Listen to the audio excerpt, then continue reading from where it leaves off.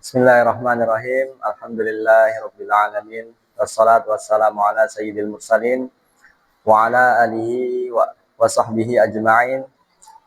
Marilah kita panjatkan syukur kehadirat Allah Subhanahu wa taala karena berkah dan limpahannya kita bisa melanjutkan pelajaran kita yaitu matan Shurafuz Zubat. Dan pada hari ini insyaallah kita akan membahas tentang bab tayammum. Tayammum secara bahasa lughatan artinya al-qasdu. Sebagaimana perkataan Allah dalam surat apa itu? Wala tayammamul khabitha. Surat apa itu? Surat apa Ustaz ini? Ya pokoknya itu, wala tayammamul khabitha. Itu tayammamu di sini artinya apa? Wala taqsudu. Jadi tayammum itu secara bahasa artinya al-qasdu, memaksudkan. Sementara secara syariat itu adalah isalut turab lil wajhi wal kaffaini biniyatin makhsusah. Mengantarkan, menyampaikan turab itu tanah, lil wajhi wal yadaini, ke wajah dan kedua tangan dengan niat khusus. Biniyatin makhsusah.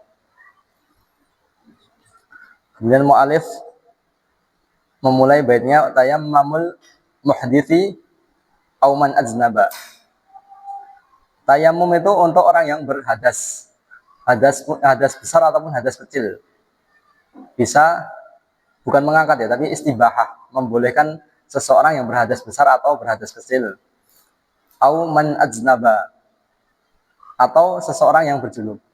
Jadi ini adalah penyebutan dzikir khas ba'dal am. Penyebutan sesuatu yang khusus setelah yang umum. Tadi kan dikatakan tayammumul muhdits. Nah, muhdits di sini kan mengandung hadas besar, hadas kecil. Kemudian disebutkan auman aznaba. Junub ini adalah hadas besar yang termasuk dalam hadas. Jadi penyebutan khusus setelah umum. Yubahu fi halin wa halin wajaba. Tayamum itu ada kondisi di mana dia itu diperbolehkan untuk melaksanakan tayamum. Diperbolehkan hukumnya boleh. Antara dia pilih melaksanakan atau tidak. Kapan tayamum itu hukumnya boleh? Salah satu kondisinya adalah ketika dia mampu untuk membeli air. Jadi misal di suatu tempat nggak ada air. Adanya cuma yang dijual berikan. Jadi tidak ada air gratis. Adanya yang beli. Nah, kita mau membeli air itu. Tapi ketika kita tanya ke penjualnya, berapa harganya? Normalnya itu misal katakanlah Rp3.000. Dia jualnya malah Rp100.000. Nah, ini kan di luar jangkauan BMKG ini. Kan Rp100.000. Makanya di sini kita boleh memilih antara membeli air itu atau tidak. Gimana? Meskipun mampu. Karena itu di luar jangkauan akal manusia, masuk air 100.000. Kan normalnya Rp4.000 atau Rp3.000 itu. Jadi tidak wajib bagi dia untuk membeli air itu. Hukum tayamum di sini boleh. Boleh dia tayamum atau boleh membeli air tadi. Kemudian kondisi yang kedua adalah kondisi yang itu tadi, hukum tayamum boleh adalah yang kedua, ketika dia itu tidak menemukan air di awal waktu, masuk waktu zuhur. Dia nyari air, nggak ada air. Tapi dia tahu nanti mepet-mepet asar, sebelum asar, itu air akan datang, ada kiriman air. Nah, di sini kita boleh memilih antara melaksanakan sholat di awal waktu dengan tayamum, atau kita mengakhirkan sholat kita, nunggu airnya datang. Ini kondisi kapan tayamum itu boleh. Ini makna yubahu fi halin. Jadi diperbolehkan dalam suatu kondisi, wa halin wajaba. Dan kondisi yang lain tayamum itu hukumnya wajib. Kapan tayamum itu hukumnya wajib? Yaitu ketika seseorang tidak mampu untuk menggunakan air. Tidak mampu untuk menggunakan air, tersentuh oleh air ataupun yang lainnya. Kemudian wasyartuhu, khaufun min isti'mali ma. Nah, di sini mungkin perlu kita jelaskan sebab-sebab tayamum dulu. Sebab tayamum itu apa sih? Ada berapa sih? Maka ada bait yang mengatakan, saya lupa ini siapa yang menadhamkan. Ini didapat dari apa itu? Dari atul apa itu? Jadi kitabnya judulnya dari Itu penulisnya mengumpulkan bahwasanya sebab tayamum itu ada 1 2 3 4 5 6 7, ada 7. Oh ya. Dinadhamkan dalam 2 bait. Ya sa'ili asbaba hilla tayamumi.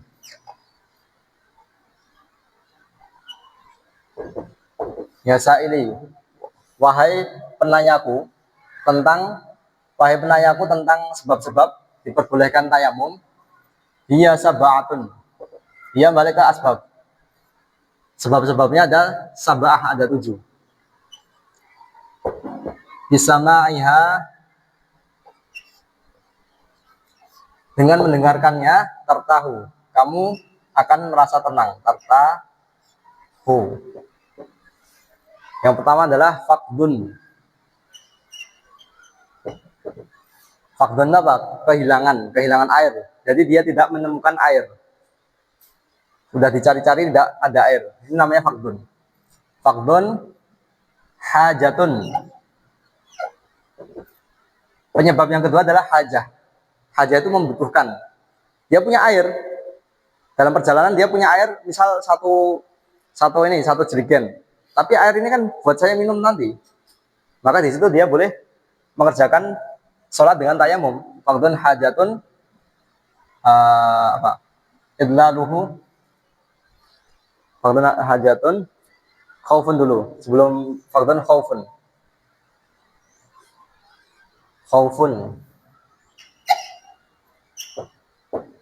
Khaufun itu takut. Jadi misal kita tidak mendapatkan air di sini, di Banaran nggak ada air. Tapi kita tahu di mana, misal dekat Banaran mana Pak? Yang dekat-dekat sinilah, atau Ngawi gitu ya, Ngawi di pojokan sana. Kita tahu di sana itu ada air, ada sumber air. Tapi di sana itu ada suatu penghalang. Katanya di sana ada begal, ada rampok atau ada macan, ada singa yang jaga atau dan lain sebagainya itu. Mana khauf. Mana khauf. Jadi kita tahu di suatu tempat ada airnya, tapi kita takut kalau misal ke sana itu nanti diri kita celaka. Atau mungkin kita meninggalkan, kalau kita pergi ke sana kita meninggalkan sesuatu yang berharga. Kita punya harta benda yang di sini yang nggak bisa ditinggal. Kalau kita tinggalkan ke sana, otomatis ini nanti bisa jadi dicuri. Itu termasuk khauf. Kemudian yang ketiga hajatun. Hajatun tadi sudah dijelaskan. Kemudian idlaluhu. Faqdun khaufun hajatun idlaluhu. Idlaluhu itu maksudnya apa? Dia kehilangan air, lupa naruh. Saya punya jerigen air, tapi naruhnya di mana saya lupa. Atau saya punya sumur di daerah Kampung Banaran ini, tapi saya lupa di mana letaknya. Nah ini idlaluhu. Terus maradun yashukku. 1 2 3 4. Yang kelima, maradun yashukku.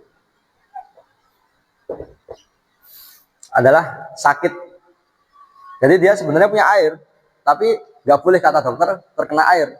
Kalau kena air nanti bakal celaka atau mungkin sembuhnya itu jadi lama. Di sini makna maradun yashukku. Terus jabirotun wajirahu. Yang keenam adalah jabirah. Jabirah itu dia memakai plaster atau memakai gips. Nah di situ otomatis kan nggak bisa berwudu. Dia boleh tayamum. Yang terakhir ada jirohu. Dia nggak pakai gips tapi tangannya luka di sini besar gitu, nggak boleh kena air. Di situ boleh tayamum. Kemudian kalau kita pikir dari kesemua sebab tayamum ini, sebenarnya sebab tayamum itu cuma 2 toh. Yang pertama Al-faqd hissi. Jadi kehilangan air secara his. Maksudnya apa? Memang benar-benar nggak ada air. Dicari-cari nggak ada. Yang kedua, al-faqdul syar'i. Syar'i. Dia punya air tapi ada sesuatu yang menghalangi dia tidak boleh menggunakan air. Imma itu karena khauf, imma dia hajah, butuhkannya, atau untuk ini memberikan minum ke temannya yang sekarat gitu, atau dia sakit. Ini yang 1, 2, 3, 4, 5. Ini maksudnya fardhu syar'i. Fardhu hissi ya ini. Ini sama ini. Jadi ngerujuknya itu ke dua hal saja. Sebab tayamum cuma 2.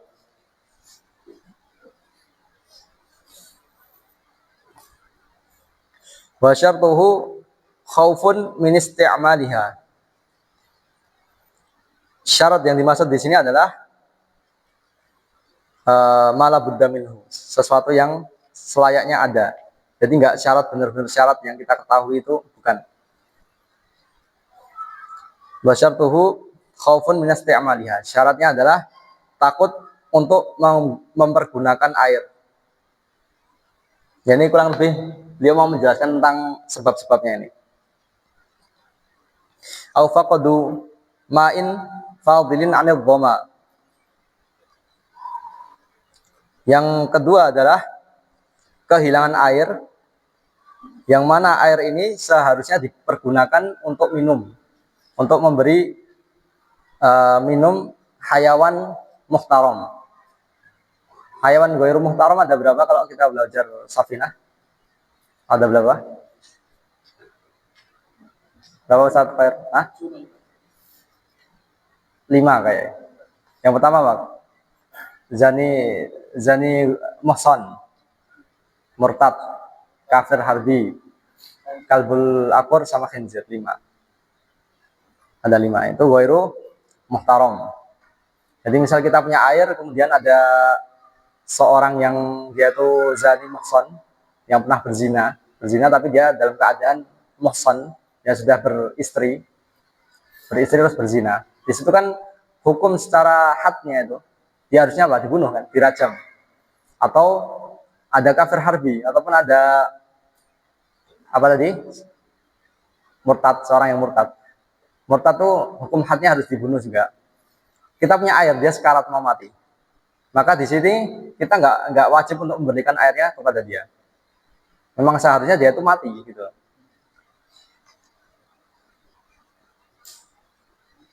Kemudian dukhul waqtin. Syarat tayamum yang selanjutnya adalah masuknya waktu. Tidak boleh seseorang itu bertayamum sebelum masuknya waktu. Wa su'alun zahiru. Dan disyaratkan sebelum tayamum dia itu mencari wa su'alun zahiru li faqidil ma'i. Jadi disyaratkan sebelum tayamum dia harus mencari-cari air dulu. Nggak boleh langsung wah nggak ada air terus langsung apa namanya tayamum, itu nggak boleh. Apabila tempatnya itu ardin mustawin, jadi tempatnya itu hamparan luas seperti di Sohra, seperti di gurun pasir, maka di situ kita tidak perlu untuk muter, cukup kita melihat ke 4 arah. Kalau nggak ada ya berarti udah memang tidak ada air. Dan ini ada ininya, ada darujatnya. Ini saya hapus ya. Jadi darujat seseorang itu mencari air.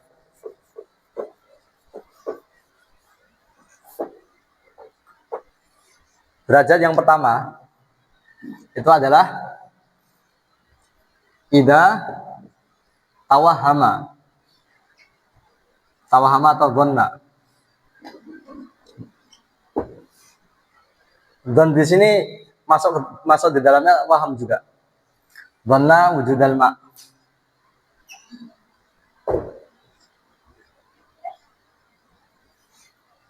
Dia meyakini, bukan meyakini ya. mengira-ngira bahwasanya ada air, maka wajib bagi dia untuk taroddat.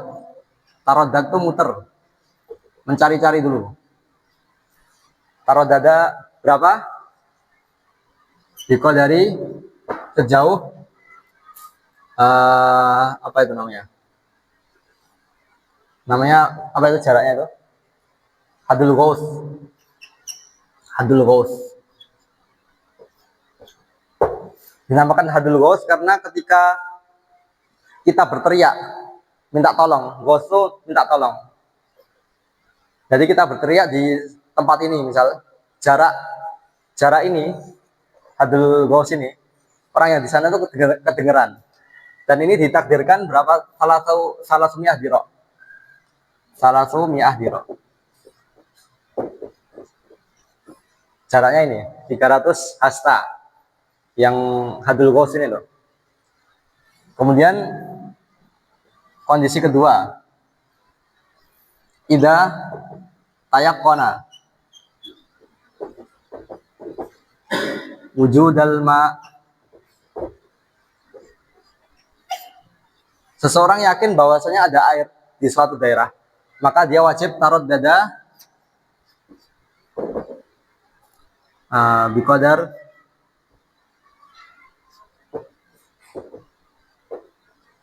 maka dia wajib mencari sejauh haddul qurb.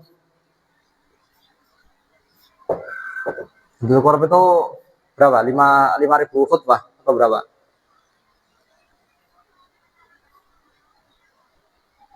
8.000 khutbah. 8.000 khutbah.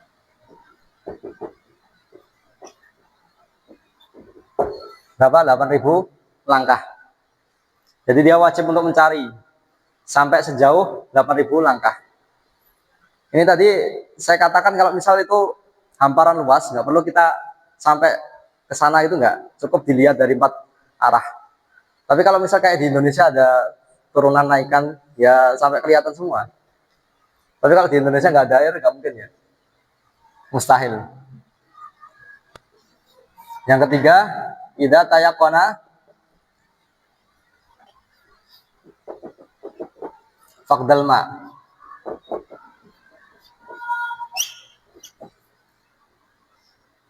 Tayammama bila tolak. Nah, kalau misal yakin memang nggak ada air di daerah itu, ya udah nggak usah nyari, nggak ada faedah.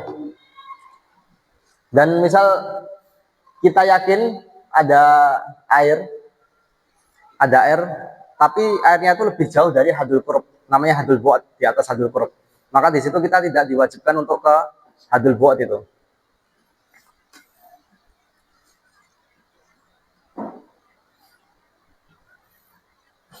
Terus kemudian waswalun dhahiru lifaqidil ma'i wa turabun tahiru. Syarat selanjutnya dari tayamum adalah bertayamum dengan turab yang tahir, dengan tanah yang suci. Tanah yang suci. Jadi tidak boleh seseorang itu dia bertayamum dengan selain tanah, misal dengan tepung atau dengan batu yang dihaluskan atau dengan garam yang dihaluskan, itu tidak boleh. Harus tanah. Tanah yang memiliki gubar, yang memiliki debu. Ketika di tepung itu keluar gubarnya, keluar debunya. Kemudian di sini dikatakan mana tadi? Oh, di selanjutnya ternyata. Oh ya, walau gubar romli. Walau gubar romli, walaupun dengan menggunakan debunya romel. Romel itu ini pasir. Walaupun dengan debunya pasir, itu tetap boleh. Kenapa? Karena yang namanya tanah itu kan, pasir itu bagian dari tanah. Dikatakan seperti itu. Li'annahu min tabaqatil ardh, termasuk dari lapisan dari bumi itu. Turab itu jenisnya romel. Nah, ini kalau dalam madhab kita yang namanya tayamum itu dengan turab. Karena Imam Syafi'i menafsiri fatayammamu sa'idan thayyiban. Sa'idan di sini dimaknai sebagai turab. Turab tahiran, thayyiban. Berbeda dengan Imam Abu Hanifah. Imam Abu Hanifah menafsiri sa'idan di sini kullu ma sa'ada alal ard. Jadi sesuatu yang naik, yang berada di di bumi, yang naik terbang-terbang itu. Jadi misal seseorang itu dia menempelkan tangannya di dalam pesawat atau di dalam ruang yang itu loh, yang operasi itu loh, itu kan steril loh. Nah, ditempelkan itu udah cukup, nggak apa-apa. Tapi kalau dalam mazhab Syafi'i nggak sah, harus pakai turab yang mempunyai gubar. La musta'mala. Syarat yang selanjutnya adalah tidak boleh menggunakan turab yang musta'mal. Turab musta'mal itu apa? Kemarin kita mengetahui air musta'mal. Di sini juga ada turab musta'mal. Turab musta'mal itu adalah turab yang dia nempel di udhu, yang nempel di anggota badan tayamum. Itu namanya musta'mal, turab musta'mal. Kemudian turab yang dia itu berjatuhan dari udhu. Mayatanatsar anil udhu. Jadi yang berjatuhan ke bawah. Misal kita di sini ada turab, ada tanah. Kita tepukkan, kemudian kita bertayamum di sini. Wajah di sini, kemudian jatuh ke sini. Berarti di sini adalah turab musta'mal. Makanya kalau tayamum sini ngusapnya di sini, jangan di sini. Karena ini buat tayamum kita. Kemudian muttasilan bil udwi au munfasida. Nah, ini yang ini penjelas apa itu turab musta'mal. Muttasilan bil udwi. Jadi sesuatu yang menempel dengan anggota badan atau munfasilan, atau yang terpisah dari anggota badan yang berjatuhan.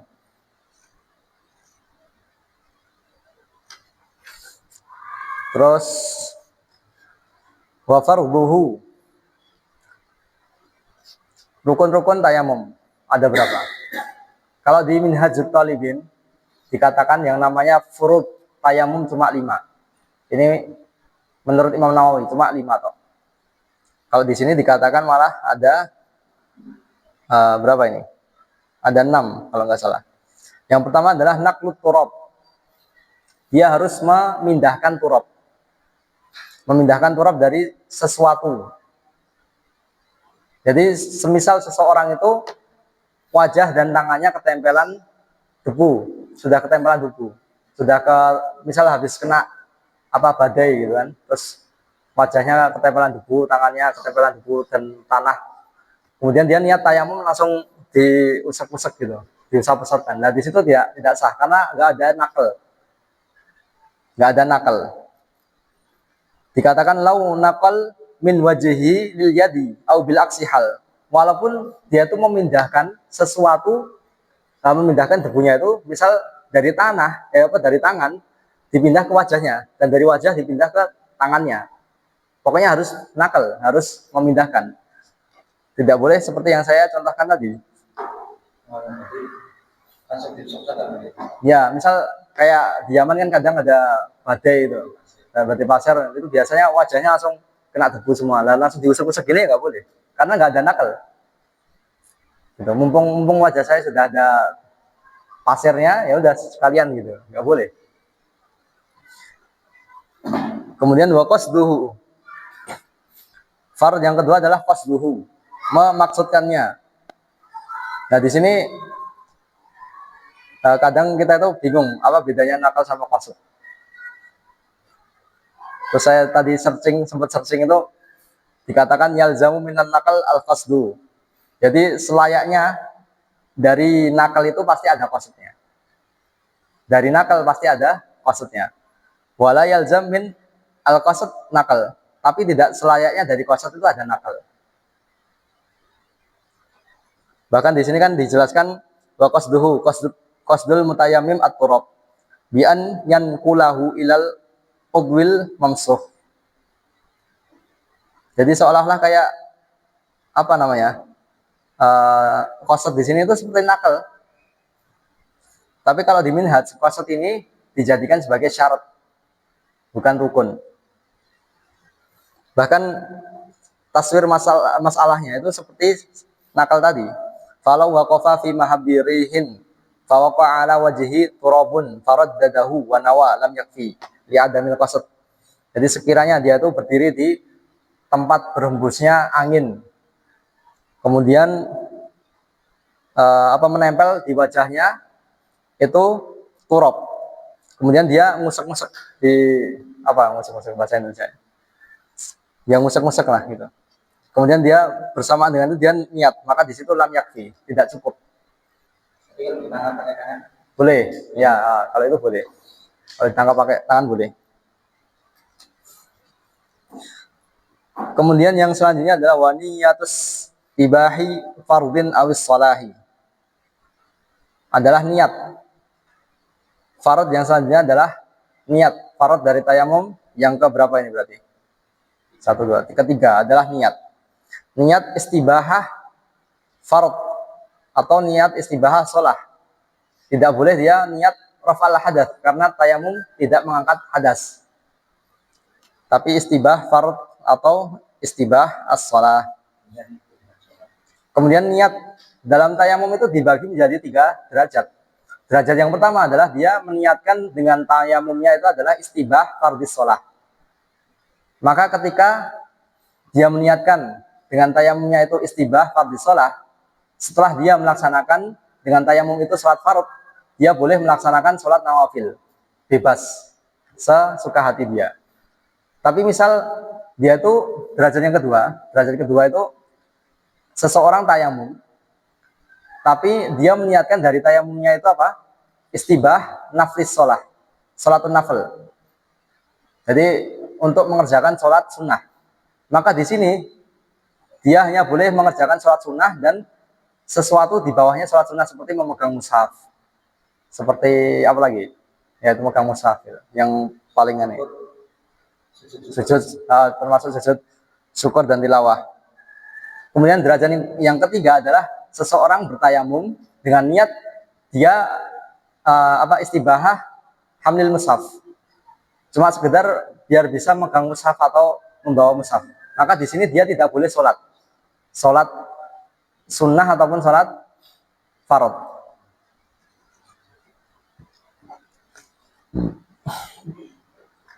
Kemudian apa lagi? Wa niyatus ibahi fardin awis sholahi wan misahi al wajhi lal manbiti. Rukun yang keempat adalah mengusap wajah. Di sini dipakai kata inmisah. Inmisah itu muta'addi apa lazim? Fi'il muta'addi apa lazim? In masaha. In masaha itu muta'addi apa lazim? Kalau dalam sharaf dia lazim, tidak membutuhkan maf'ulun bih. Jadi ini untuk menghilangkan waham, menghilangkan prasangka salah dari pembacanya, bahwasanya yang dimaksud dengan mengusap dalam tayamum itu tidak harus dengan pekerjaan dirinya sendiri. Misal dikerjakan oleh orang lain, nggak masalah. Wan misahi al wajhi, mengusap wajah. Lal manbiti, dan tidak disyaratkan ketika mengusap wajah itu dengan turab, nggak disyaratkan harus sampai ke manbit, pangkal tempat tumbuhnya rambut. Berbeda dengan wudu. Kalau wudu kan wajah yang ada rambut yang ada di wajah itu kan wajib sampai pangkalnya. Kenapa? Karena partikel dari air itu lebih halus daripada partikel debu. Makanya tidak disyaratkan. Lal manbiti wal yadaini ma'mir fakin. Kemudian rukun yang selanjutnya adalah mengusap kedua tangan sampai mirfak gitu. Dan ini dalilnya apa ini? Padahal ada hadis yang menyatakan tayamum itu cuma sampai pergelangan, Pak. Dalilnya Ammar bin Yasir. Nah itu kalau dalam mazhab kita dalil itu dianggap tidak kuat. Terus kenapa pakai yang sampai mirfak? Ya karena ada kaidah fikih, apabila ada lafadz mutlak, terus ada lafadz muqayyad, maka dibawa ke lafadz muqayyad. Contohnya apa? Contohnya ini eh, apa itu bayar kafar, memerdekakan budak sebagai kafarah. Ketika seseorang mendihar istrinya, gimana itu? Yang apa namanya? Wala tamassuhuna apa? Surat ini lah Al-Mujadalah yang ketiga itu loh. Keempat apa ketiga? Itu kan di Fatahriru Raqabah. Hatta ayat masa hatta gimana? Pokoknya itu kan di situ dia Allah itu cuma menyebut Fatahriru Raqabah. Maka merdekakanlah seorang budak. Fatahriru Raqabah tanpa ada koyitnya. Pokoknya merdekakan budak apapun. Mau memerdekakan budak Nasrani atau Majusi atau Muslim, nggak masalah. Gitu. Karena lafadznya itu mutlak. Kemudian di sana di ini surat apa itu yang waman qatala mu'minan muta'ammidan fatahriru raqabatin mu'minah. Barang siapa membunuh seorang muslim secara sengaja, waman qatala mu'minan muta'ammidan fatahriru raqabatin mu'minah. Nah, baru di sini ada koyitnya, ada syaratnya harus memerdekakan budak yang muslim. Maka hukum yang ini kafarah bihar tadi dibawa ke hukum kafarah qatl. Jadi harus memerdekakan budak yang muslim. Sama di sini juga. Dalam tayamum ini kita kemarin pernah membahas masalah yad. Yad itu secara bahasa apa? Dari torof ini, ujung jari sampai katif, sampai pundak. Itu namanya yad secara bahasa. Kalau yad secara syariat tapi syariat wudhu, itu dari sini sampai mirfaq. Karena ada dalil yang menyebutkan. Jadi yang awalnya lafadznya mutlak, tangan itu dari sini sampai sini, dibawa ke itu karena ada penjelasannya, ada penentuan batasnya yang diberikan oleh Allah. Kalau dalam syariqah, dalam pencurian sampai wa'aini, wasariqatu faqata'u aydiyahuma, semuanya pakai lafadz yad semua, pakai lafadz tangan, tapi batasannya berbeda. Nah kalau tayamum, wamsahu apa? Fa illam tajidu ma'an fatayammamu sa'idan tayyiban wamsahu bi wujuhikum wa aidikum. Enggak ada ilal mirfaqain.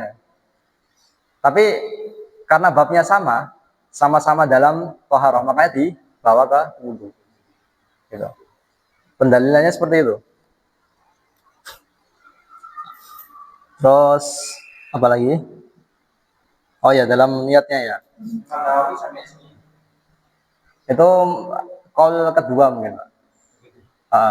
Kalau ikhtiarnya Imam Nawawi saya kurang tahu. Kalau ikhtiarnya apakah beliau memilih pendapat itu saya nggak tahu. Tapi mungkin itu ada qaul yang kedua tapi dhaif atau mungkin qaul kuat juga. Saya belum mutalaah di minhajnya. Tapi kalau yang muktamad ya yang ini. Yang dimuktamadkan Imam Nawawi, yang dirojihkan Imam Nawawi.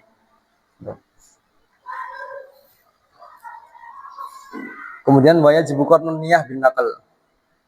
Wajib membarengkan niatnya itu ketika dalam keadaan nakal. Dan wajib istidamatuha. Jadi niatnya itu tidak boleh hilang, tidak boleh dia itu apa itu? Gofil itu apa? Maksudnya blong, kosong gitu. Selama antara nakal sama ngusap wajah itu nggak boleh dia sampai ngeblank. Ya, nggak boleh ngeblank. Ya. Wa yajibu qarnun niyah bin naqal wastidamatuha ila masyi syai'in minal wajh. Kemudian waratibil mashaini. Rukun yang terakhir adalah tertib bainal mashataini. Jadi mengurutkan antara dua usapan. Kenapa kita pakai tayamum itu harus berbatan dua kali ini. Jadi yang pertama derbah torob menakal yang pertama untuk wajah, terus kemudian yang kedua untuk tangan. Sementara di mazhab lain ada yang mengatakan cukup satu derbah, satu nakal saja tapi untuk wajah dan kedua tangan. Nah, kalau di mazhab kita, karena ada dalil yang mengatakan at-tayammumu darbatani, darbatun lil wajah wa darbatun lil yadaini. Sunnahnya minggu depan ya ini ya. Sudah 5:30.